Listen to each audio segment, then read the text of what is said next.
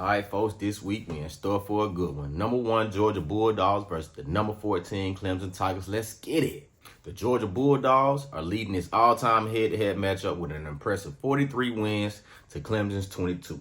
Now, after hoisting that national championship trophy for 2 consecutive seasons, the Bulldogs look to have repeated success in their 2024 campaign. Now, last year, they came up short in the SEC championship game against the Alabama Crimson Tide, ultimately stopping their path to go for a three-peat.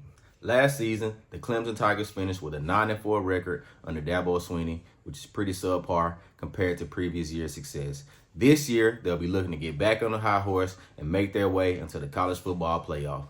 All right, now let's get into it. We're going to start with this Georgia defense.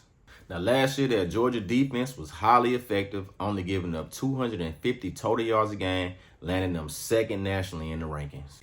That Bulldog defense only gave up 16 points a game last year, which landed them at the number 5 spot in the country, only allowing 86 rushing yards a game, which was at the top of the list nationally. Tyke Smith led the charge for the Bulldogs at the safety position last year, coming in with 70 tackles total, 46 solo tackles, and 4 interceptions. We'll see if the Bulldogs can replace his production this year in the secondary. The Bulldogs are returning 6 starters on defense this season, but let's talk about 2 guys who we know for sure are going to be some key players. Senior inside linebacker Smell Munnin Jr. is coming back for his 4th year with the Bulldogs. Now, Munnin, the 6'3", 225-pound tackling machine, hails from Dallas, Georgia. Munnin mostly played a reserve linebacker role during the Georgia Bulldogs 2021 championship run. Now, he followed that up in his sophomore year by leading the team with tackles in 76. At the beginning of the 2023 season, he had a nagging foot injury in the fall camp, which kind of slowed him down a little bit, but he still managed to start 11 out of the 13 games that he played in that season.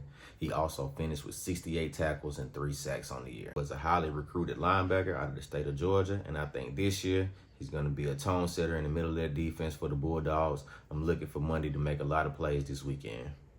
Defensive back Malachi Starks signed with the Bulldogs in 2022.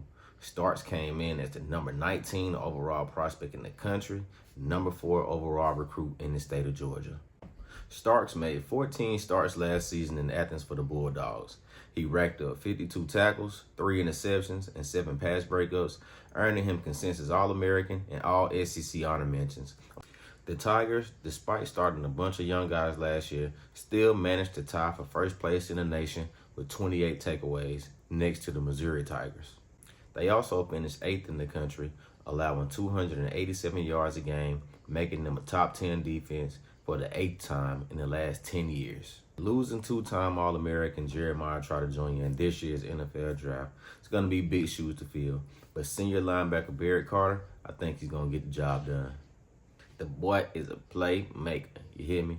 Which is pretty much why he got selected to the AP All-Bowl team after his performance in that game against Kentucky in the Tax Slayer Bowl, where he came away with 2 or 3 takeaways. He single-handedly brought them back. And Carter also enters this season as the only active player over the last 2 years with 19 or more tackles for loss, 10-plus passes defended, multiple interceptions, and multiple forced fumbles. Now, my final score prediction for this game is Georgia 28, Clemson 14. Hit the comments. Let me know what you think the final score for this contest is going to be.